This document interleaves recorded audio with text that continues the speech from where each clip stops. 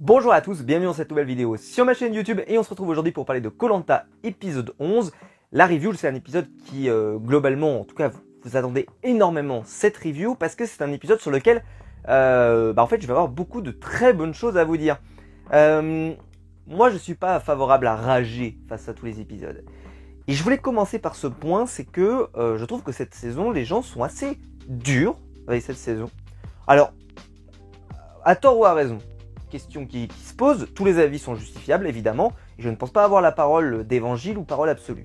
Mais, je trouve que les gens sont durs. Voilà, je le disais pas avant, mais là je trouve que les gens sont durs. L'épisode de cette semaine, notamment, était pour moi un excellent épisode. Peut-être, selon moi d'ailleurs, le meilleur épisode de la saison. Voilà, je le dis, je l'affirme, pour moi c'était le meilleur.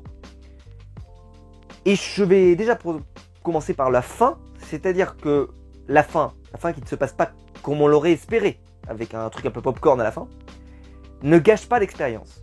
Je suis désolé, ce n'est pas un critère pour moi suffisant pour dire qu'un épisode n'est pas bon. En fait, c'est comme si vous regardiez un épisode de série télé pendant 45 minutes et que vous attendiez que le cliffhanger de fin pour justifier si l'épisode est bon ou pas bon. Bah, il s'est passé quand même 42 minutes avant qu'on arrive à ce point-là, et il y a intérêt que pendant les 42 minutes, il ne se soit pas passé rien en fait. Et je trouve que là, cet épisode, c'est particulièrement ça, c'est-à-dire que l'épisode a été extrêmement riche, extrêmement rempli, beaucoup de bonnes choses, très bon confort, très bonnes épreuves, de la stratégie, tout ce qu'on veut, bref, vraiment le top du top, même du divertissement comme moi j'aime. Et il n'y a que la toute fin, mais qui dure combien 2 minutes, le temps de dépouiller les votes, qui est un peu décevante, évidemment, parce que ça ne va pas dans le sens qu'on aurait aimé, en tout cas. Je dis pas dans le sens de on s'est positionné ou quoi que ce soit, c'est juste parce que c'était un très beau coup qui aurait pu être réalisé aujourd'hui, et je ne dis pas le contraire. Mais je suis désolé, ça ne justifie pas, en tout cas, ce que j'ai lu assez régulièrement, ou parfois, de temps en temps, en disant, c'est pas un épisode aussi bon. Bah si, c'est un épisode très bon. Moi, je le dis, c'est un épisode très bon parce que, jusque-là, on s'est régalé. Alors après, par contre, ça, je suis d'accord, je vais être d'accord avec ça, c'est peut-être qu'on va le payer par contre pour l'épisode prochain. Parce que, on pourrait se dire, l'épisode prochain sera pas joyeux parce que y a une équipe qui a pris le dessus, il y en a certains qui commencent déjà peut-être à sous-entendre qu'il y aurait une élimination de couleur et donc qu'il n'y aura pas de suspense jusqu'au bout, etc. etc. En plus, cette phrase, elle est pas vraie, parce que la semaine prochaine, c'est l'épreuve des binômes, et si on a un tirage qui est plutôt satisfaisant, ça peut complètement foutre le bordel et relancer le jeu. Donc j'ai envie de dire, cet épisode n'a pas de conséquences immédiates, en tout cas, terribles. On verra ce que ça va donner, bien sûr, avec la suite, on verra. Mais pour le moment, en tout cas, je suis désolé, c'était pas mauvais. Et puis alors, des fois, je reproche aux aventuriers des mauvais coups stratégiques, etc. Là, au contraire, c'était un très bon coup. Et tu peux pas en vouloir aux aventuriers. On peut pas leur en vouloir, on peut même pas leur jeter la pierre, tu vois, on peut même pas critiquer en disant peut-être qu'ils auraient pu faire mieux. Honnêtement, là, je fais pas mieux, et je pense que 99% d'entre nous ne font pas mieux. C'est-à-dire qu'ils ont vraiment fait ce qui leur semblait être le meilleur. Et malheureusement, ça tourne pas dans leur sens. Mais franchement, ils s'en sont extrêmement bien sortis, je trouve, tous, dans cet épisode. D'ailleurs, tous les aventuriers ont eu, je trouve, plutôt un bon temps d'antenne, à part peut-être certains aventuriers qui passent un peu à côté, comme Géraldine, qu'on voit très peu. Mais globalement, c'était très bon. Voilà. Donc je voulais le dire au début, parce que, en fait, cette saison, elle paye, on le sait tous, elle paye la saison dernière avec toutes les triches, etc. Mais faut pas non plus lui demander des choses qu'on peut pas avoir, entre guillemets. Et je trouve que les candidats d'ailleurs sont globalement de plus en plus intéressants. En tout cas, moi personnellement, il y a plein d'aventuriers que je trouve intéressants. Et que même si ça sera peut-être pas la plus grande saison de tous les temps, je trouve que c'est une saison qui est pour l'instant, honnêtement, très honnête. Vraiment très très honnête. D'ailleurs, il y a très peu d'épisodes où je me suis vraiment dit « Ah, c'est nul !» On a eu des épisodes moyens, mais on n'a jamais eu, ou très peu, à part l'épisode coupé en deux, le fameux, mais ça c'est presque un cas d'école, mais le reste, c'était des épisodes soit satisfaisants, soit très bons, et là, les 3 derniers, pour moi, étaient très bons. Depuis la réunification, là, clairement, il y a eu un level up dans les qualités des épisodes. Bon. Alors, on va commencer avec la review de l'épisode. Alors cette review de l'épisode va commencer avec une mise au point. Alors Maxime ayant découvert un peu ce qui trafiquait derrière son dos, il va y avoir une réunion menée par François. Alors je le précise, pourquoi je dis menée par François alors que ça pourrait être un petit peu injuste puisque tout le monde est présent à la réunion. Mais je trouve que c'est celui qui avait les propos les plus sensés, les plus intéressants, etc. Et alors, parce que c'est pas le leader normalement, parce que c'est Luana, je rappelle que c'était elle la chef d'équipe. Mais en fait, pour moi, c'est François qui domine l'équipe. C'est celui qui a le plus essayé de de ramener tout le monde, d'essayer de relancer un peu la dynamique de l'équipe, de pas faire en sorte qu'un qui se barre, etc. Alors ils ont plutôt du bol, on va pas se mentir, parce que Maxime est plutôt bonne pomme. Alors je dis pas dans le sens négatif, mais c'est-à-dire dans le sens il a pas vraiment envie de partir, alors qu'il y aurait peut-être des signes qu'il faudrait qu'il s'en aille et qu'il aille voir ailleurs. Mais on a vu qu'ailleurs il était pas particulièrement bien accueilli non plus. Donc Maxime est un peu dans une situation où je pense que c'est compliqué pour lui de trouver peut-être des alliés pour mener des choses. Et vu qu'il n'est pas hyper proactif, et ben forcément il s'est bien rabiboché. Mais François, je trouve qu'il a été plutôt pas mal. Parce qu'il a été plutôt clair, plutôt bienveillant, mais pas dans le sens connement bienveillant, mais bienveillant. Maxime, lui, on va pas se mentir, il accepte la situation. Mais cette situation, voilà, Luana par exemple, je trouve sa défense était pas terrible une nouvelle fois. Vous savez, hein, j'adore Luana, mais je le répète, sur cette affaire-là, l'affaire de Maxime, je trouve elle est moyenne, hein, vraiment très très moyenne. Je veux dire, il y a des énormes, tu vois, elle aurait un panneau avertissement de je veux te virer Maxime. Je pense qu'on pourrait pas faire plus lisible. Parce qu'elle est très... je trouve que Ambre, par exemple, cache un peu plus son jeu, et pourtant elle en pense pas moins. Mais Luana, elle est plus... tu sens qu'elle marche sur des œufs, c'est-à-dire que oui, mais elle ose pas se déjuger totalement, parce que peut-être qu'aussi elle a pas envie de passer pour une hypocrite totale. C'est-à-dire que si un jour, il va falloir sortir Maxime, parce que peut-être qu'il faudra sortir Maxime, parce qu'il y aura pas... Ils sont trop nombreux pour arriver à la finale, peut-être qu'elle a pas envie de passer pour une conne non plus, en disant je lui ai promis des choses que je peux pas tenir. Donc peut-être que c'est un bon choix, on va dire, sur le moment, mais c'est vrai que là... Je trouve qu'il y a des énormes warnings qui se lancent et ils sont pas saisis. Voilà, ils sont pas saisis. En tout cas, c'est mon avis. Yannick va arriver à la résidence du jury final. Donc, précision qu'il y a la résidence du jury final. Mais comme vous avez pu le voir, on le voit pas pour tous les éliminés. Et à mon avis, je suis quasiment sûr, il n'y aura pas la résidence des jurys final à tous les éliminés. Mais je pense qu'il y a des éliminés qui ont mieux marqué à l'écran. Et on va pas se mentir, Yannick, c'est celui qu'on a le plus vu quasiment. Donc je pense que la prod ont voulu remettre un petit coup de Yannick. Parce que voilà, et puis en plus vu qu'il était fait éliminer, beaucoup de surprises, etc. Ça valait le coup, mais je pense que c'est pas systématique. Donc là je m'attends pas à que ça soit systématique. Donc une cible va arriver sur le camp, donc c'est le fameux tir à l'arc où les gens vont pouvoir s'entraîner pour tirer. Alors plusieurs stratégies, montrer qu'on sait bien tirer, montrer qu'on ne sait pas tirer, etc. Pour faire semblant, montrer qu'on est très fort et puis comme ça tu fais peur à la concurrence. Mais bon, souvent vaut mieux pas trop en montrer, ce qui d'ailleurs sera fait. Donc par exemple, on nous précise, donc François, il est excellent. Il se considère lui-même comme excellent. On pourrait dire que c'est la grosse tête. Bon, ça va se confirmer, donc non, c'est pas le cas. Et Anne-Sophie, qui aurait une expérience de tir à l'arc assez notable, et elle va faire exprès de se planter. Anne-Sophie, je le précise tout de suite pour que ce soit dit, c'est Anne-Sophie qui lance tout le projet d'éliminer Luana, etc. Pour moi, en tout cas, je sais qu'il y en a beaucoup qui ont parlé plutôt de Bastien, mais je trouve que c'est elle qui lance plutôt l'idée qu'on n'était pas obligé de faire ça, qu'on peut lancer... En tout cas, moi de mon point de vue, Anne-Sophie est une des aventurières que je trouve la plus intéressante dans le peu de temps d'antenne qu'on a. Je vous l'avais justifié d'ailleurs avec Fouzi notamment. Qui Fouzi, quand il a peu de temps d'antenne, le peu qu'il a, c'est toujours intéressant. Anne-Sophie, je suis pas loin de penser la même. Dès qu'elle est là, si c'est pas longtemps, mais c'est toujours bien. Voilà. Et moi, je préfère ça à des aventuriers qu'on voit beaucoup et qui parfois n'apportent pas grand-chose. Je pense à Stan notamment qu'on voyait énormément et qui au final, globalement, il nous reste très peu de souvenirs. Enfin, peut-être qu'il vous en reste énormément à part ce faux collier, mais en tout cas, moi personnellement, pas beaucoup parce que il y avait assez peu de gras et de matière, comme j'aime bien le dire.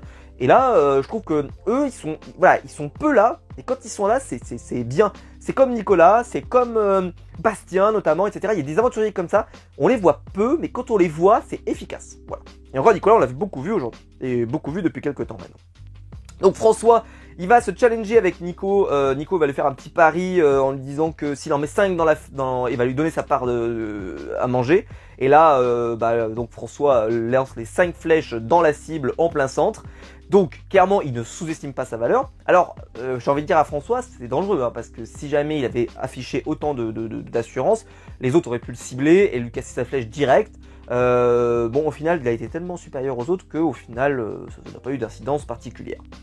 Alors, à partir de ce moment-là, on va ressortir des choses, comme je vous l'ai dit, des trucs un peu marrants, comme par exemple François qui va aller chercher le harpon pour aller pêcher, et ils vont récupérer quelques petits poissons et tout.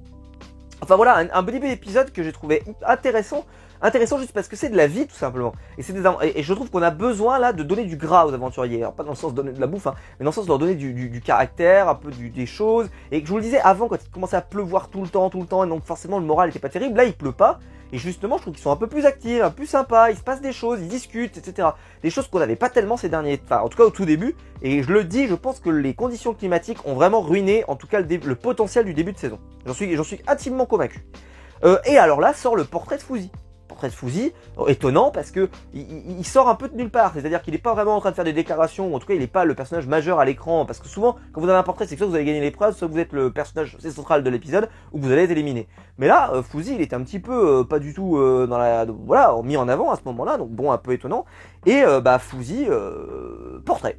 Bon, et alors là, on avait déjà vu le portrait à l'époque, mais tout petit bout de portrait, où il nous précise qu'il est le Mbappé de la finance, et puis je sais plus ce qu'il nous avait sorti, mais bref, en gros qu'il était là pour de la stratégie et tout. Et là, tu vois son portrait, le vrai portrait, le portrait total, et là, la révélation, hein. La révélation, son portrait, il est incroyable. Comment on a pu passer de le mec un peu vantard, moi qui m'avait pas dérangé, mais je sais que ça m'avait dérangé certains, un peu vantard, un peu machin et tout, à j'ai perdu ma maman il y a 5 ans, j'ai 28 ans, je suis très famille, machin, il m'arrive pas mal de choses, je le fais pour mon père, je le fais pour mes proches, etc. Enfin, un truc qui n'a rien à voir, mais t'avais l'impression de voir le portrait de quelqu'un d'autre, en tout cas quelqu'un qu'on connaissait pas. Il nous fait tout un truc, en fait, il travaille pour un festival d'humour, et là, il te balance 100 000 balles comme ça, là, au calme. Lui, tu me le bookes pour 100 000. Comment on peut lancer de l'argent comme ça, c'est incroyable.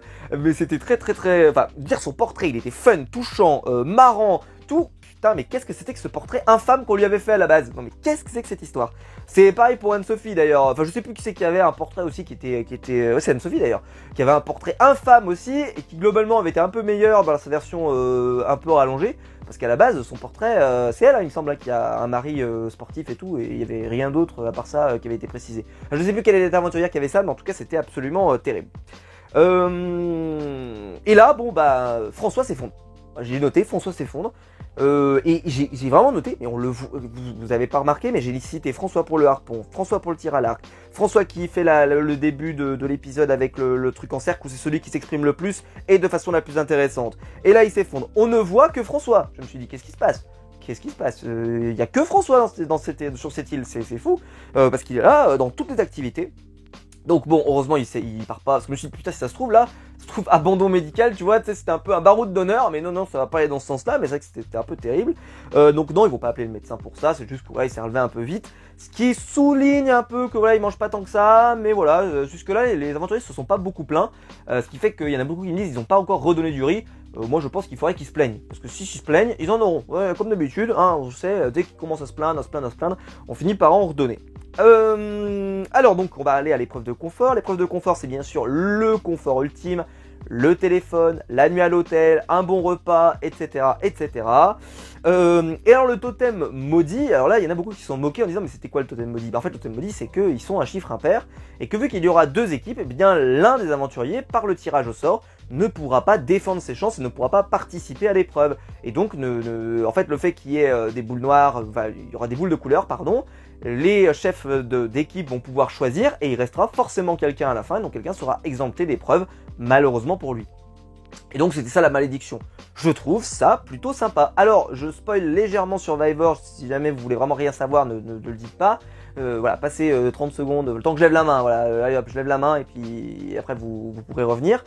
Dans Survivor, quand il se passe ce genre de truc, par exemple, c'est déjà arrivé, eh bien l'aventurier qui ne participe pas, il a souvent un petit bonus. Alors quand on dit un bonus, c'est par exemple, il pourrait arriver sur le camp et peut-être avoir un indice pour trouver un collier, etc. etc.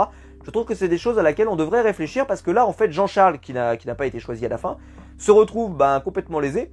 Alors que des fois, ça pourrait créer des opportunités de jeu. C'est-à-dire que celui qui s'est fait punir, au final, peut se venger. Ça, c'est des choses que j'aimerais bien voir. C'est pas toujours le cas, mais voilà. Dans Survivor, ils le font assez régulièrement. Et ça, ou alors ils leur donnent une part pour manger, enfin machin. Enfin, en tout cas, ils compensent. Et là, ça aurait pu être, en tout cas, un indice pour un collier. J'aurais pas été contre. Voilà. Fin de la partie spoiler sur Survivor, même si c'est pas lié d'ailleurs à un événement en particulier, parce que ça se produit dans la plupart des saisons, si ce n'est toutes. Donc deux chefs d'équipe vont tirage au sort, donc c'est François et Nicolas qui vont être choisis. Et alors, bon, j'ai noté parce que c'est intéressant. Donc les équipes, c'est Fouzi, Louana, Bastien et Ambre qui sont choisis par François. J'ai été hyper surpris que Ambre soit choisie en dernier. Parce que avec tous les éloges qu'elle avait eus par François il y a moins de 2 jours, si vous avez suivi le suivi du suivi, pourquoi il a choisi pas tout de suite? C'est-à-dire si c'est la 5e merveille du monde, mais en fait non, il l'a choisi après Fouzi, après Luana, après Bastien, enfin il l'a choisi en dernier quoi. Donc j'étais super surpris, je m'attendais qu'il l'a choisi en premier limite, et non pas du tout. Nicolas lui va choisir Maxime, Géraldine, Olga et Anne-Sophie. Anne-Sophie qui avait caché son jeu, donc on pouvait pas leur reprocher.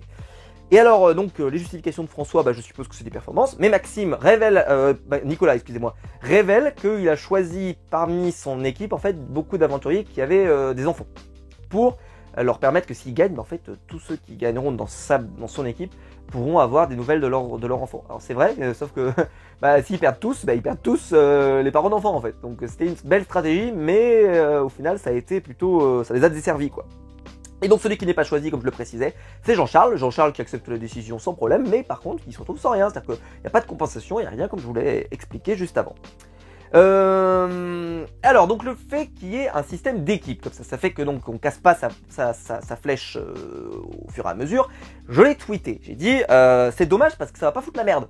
Parce qu'avant, tu casses la flèche de ton meilleur ami, etc. Là, j'ai envie de dire, tu ne peux t'en prendre qu'à toi. Si tu es éliminé parce que c'est toi qui as foiré, c'est toi qui as foiré. Hein. Tu peux pas en vouloir au voisin, à la voisine, etc. C'est toi qui devais tirer à l'arc meilleur que l'autre qu'on va te mettre en duel. Donc là, tu peux t'en vouloir qu'à toi. Alors que d'habitude, tu en veux à quelqu'un d'autre qui est responsable de ton sort. Parce qu'il y a même des flèches des fois qui sont cassées alors que les aventuriers sont performants. Donc tu peux pas t'en vouloir à toi. Tu peux pas dire, putain, mais qu'est-ce que j'aurais pu faire de mieux, machin et tout. Non, non, tu peux rien y faire. Là, ça s'est joué à très fair play. Alors, moi, j'ai pas trouvé ça dérangeant. Alors, je sais qu'il y en a beaucoup qui n'ont pas aimé.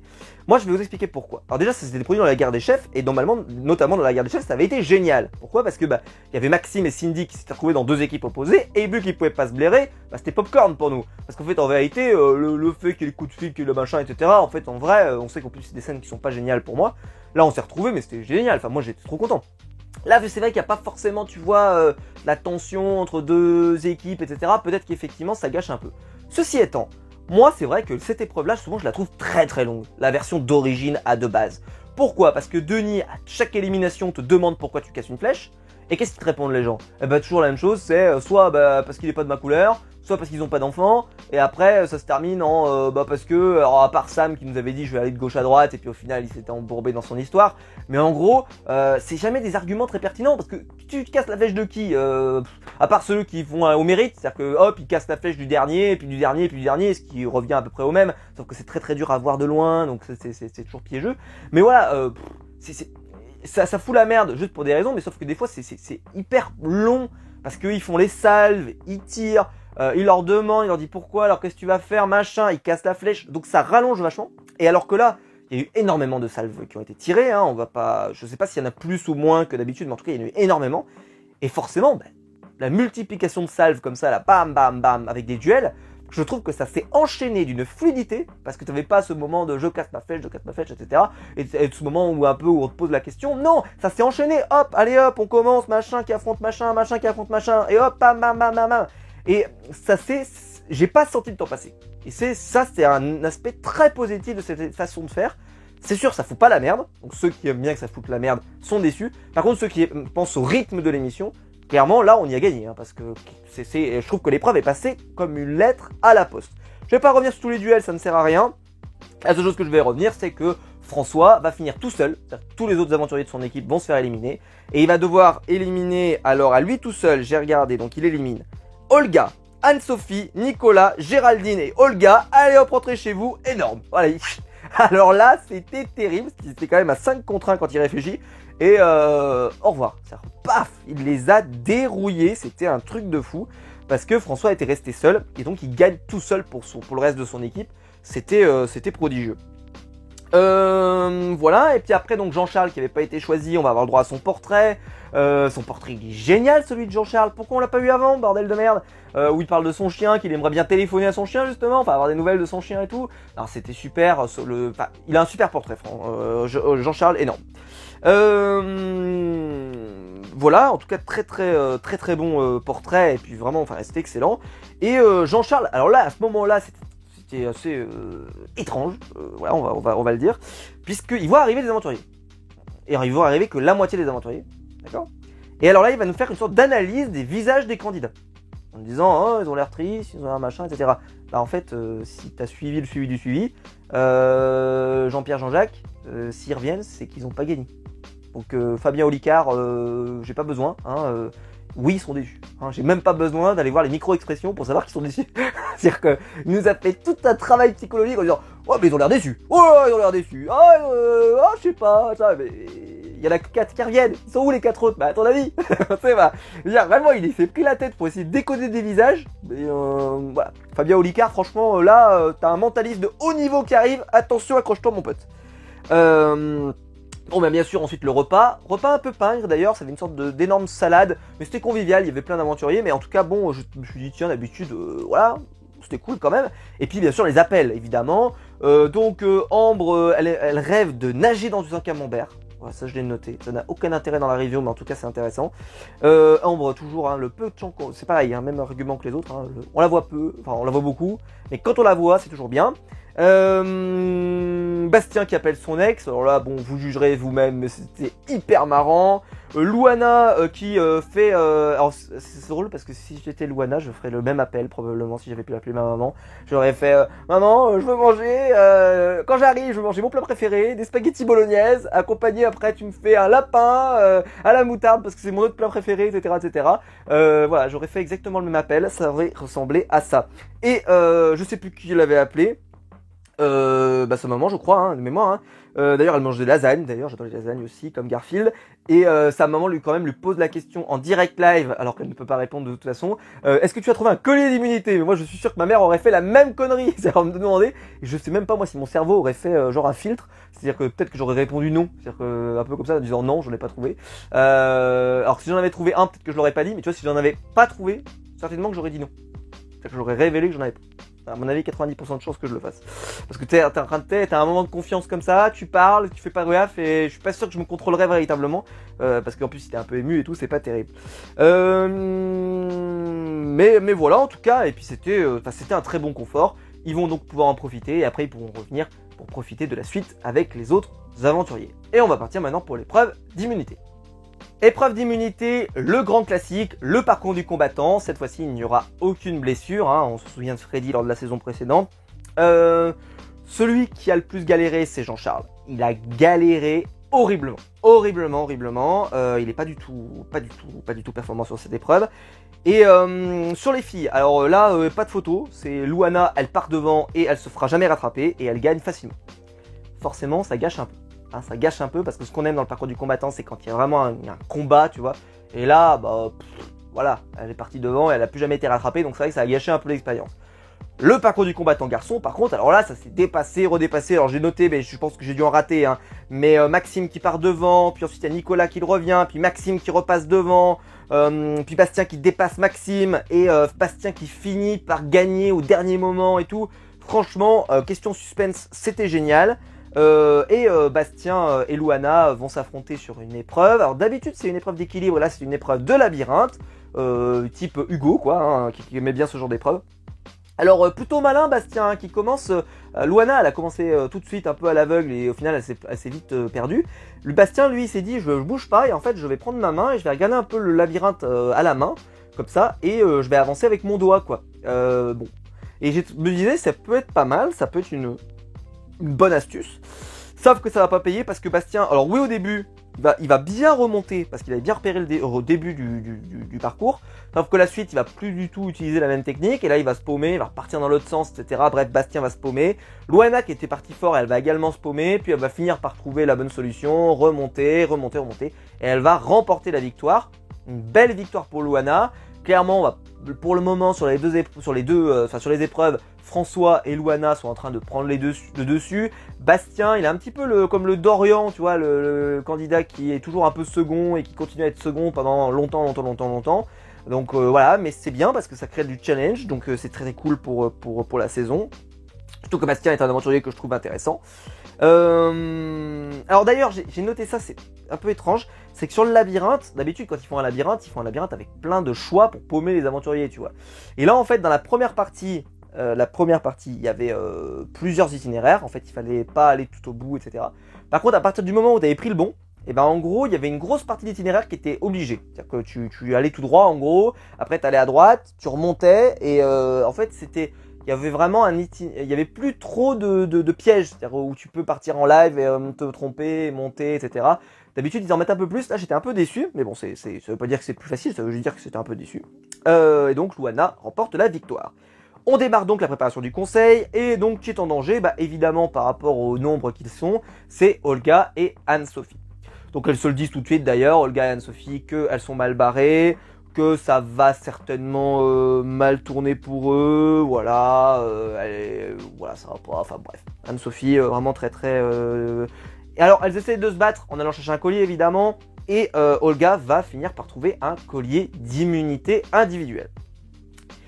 Bon, elles vont le jouer. Moi, je vais en parler. Je parle tout de suite et après je parlerai de la stratégie au fur et à mesure. Mais Olga donc a trouvé le collier. Elles sont toutes les deux en danger. Olga et Anne-Sophie.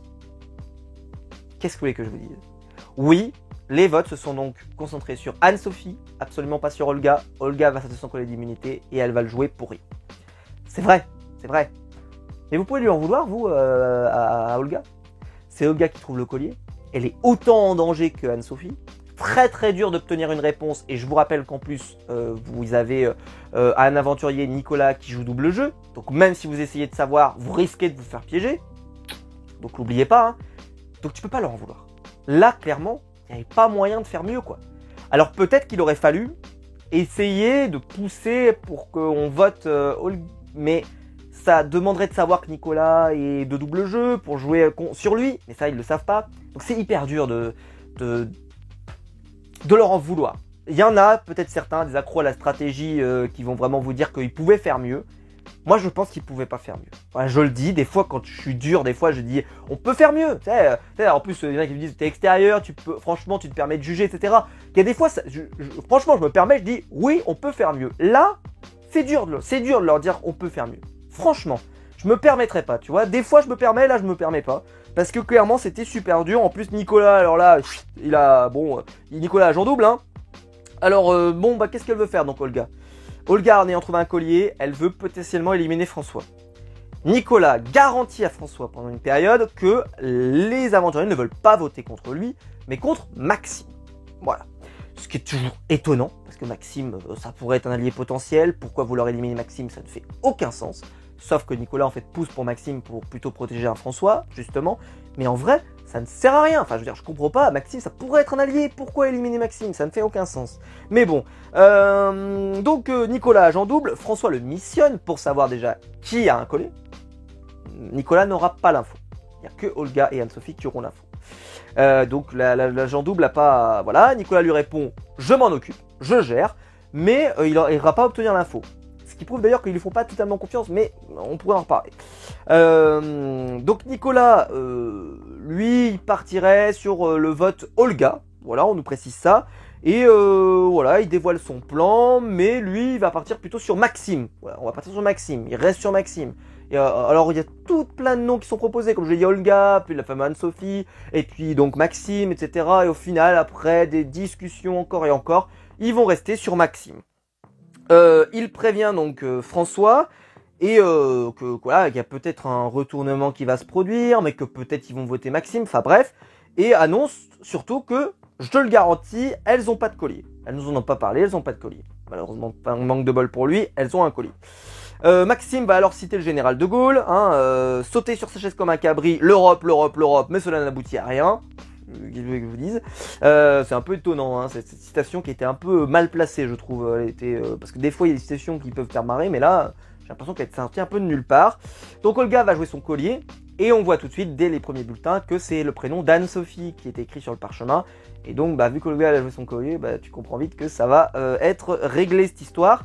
Il y aura des votes contre Maxime, 6, des votes contre Anne-Sophie, 7, elle s'en va et quitte l'aventure. Vote noir, Olga qui va le recevoir, et l'épisode se termine là-dessus. Ceci étant, donc avant ça, comme je vous dis, il y a eu plein de discussions. Nicolas, moi je l'ai trouvé passionnant. Il y en a qui critiquent beaucoup parce qu'il a dit qu'il tenait sa parole, machin, etc., etc. Ceci étant, pour lui, il n'est pas dans l'illégalité, en vrai, parce que pour lui, il est dans une autre alliance, c'est juste qu'il joue double jeu. Mais en vrai, j'ai envie de dire, oui, il ment. En fait, il ment par omission. Donc ça va, c'est pas si terrible, hein, parce qu'on lui dit, il dit, bah, on me demande de voter ça, on me demande de voter ci, on me demande de voter ça, et tout.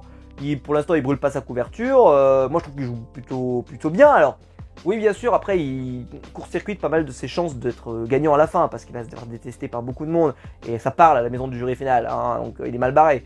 Mais tout de même, moi j'aime bien, puis j'aime bien les candidats qui sont un peu joueurs, qui aiment bien s'amuser. Moi j'aime bien, et puis je le trouve plutôt intéressant, et j'aime bien. Moi, je sais qu'il y a beaucoup de critiques, mais moi je trouve que Nicolas, il apporte vraiment quelque chose dans cette saison, et moi j'apprécie énormément pour ce qu'il apporte dans cette saison, donc j'en suis très content. Bah voilà, hein.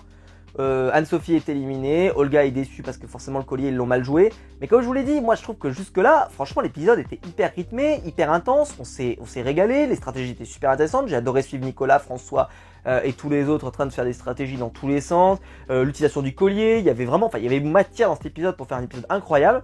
C'est sûr que si jamais il y avait eu le collier et qu'Olga, ils avaient voté contre Olga et tout, ça aurait certainement encore sublimé cet épisode. Mais c'est pas là-dessus pour moi que ça s'est joué l'appréciation, c'est vraiment tout le chemin pour y arriver. Surtout que la semaine prochaine, vu que c'est les binômes, clairement, ça n'aura pas de conséquences néfastes. Parce que, bah voilà, on dit souvent, voilà, il n'y a qu'une seule couleur qui va éliminer tout le monde. Mais encore, moi ça me dérange pas forcément. Parce qu'il y a des bonnes saisons qui ont eu des saisons où il y a eu des éliminations qui se sont enchaînées. Mais c'est pas grave, moi ça me gêne pas. Parce que je rappelle que c'est 90% de l'épisode est quand même avant le conseil. Et qu'il y a 10% de l'épisode qui repose sur le conseil. Alors pour certains, en fait, en vrai, en valeur, c'est 90% de ce qui n'est pas du conseil valent 0% ou 5%. Et c'est le conseil qui vaut 95 ou 100%. C'est pas mon cas, c'est pas mon avis, parce que je regarde pas une émission de 2 heures pour regarder que les 5 dernières minutes pour apprécier et pouvoir juger un épisode s'il est de qualité. C'est ce que je vous disais en intro. Et bah là, l'épisode il était pour moi très bon, très bon, très bien rythmé, intense. Il s'est passé beaucoup de choses, des aventuriers, on en a découvert d'autres, Fouzi, Jean-Charles, etc. Enfin bref, il y avait beaucoup d'aventuriers qui s'en sont très bien sortis, qui ont été intéressants. Je me suis globalement régalé, j'ai passé une excellente soirée moi devant Koh-Lanta. Voilà, j'ai même pas eu à me plaindre sur les pubs, c'était un peu long mais correct. Et honnêtement, ça s'est bien enchaîné, j'ai passé une excellente soirée, donc qu'est-ce que tu veux lui reprocher quoi.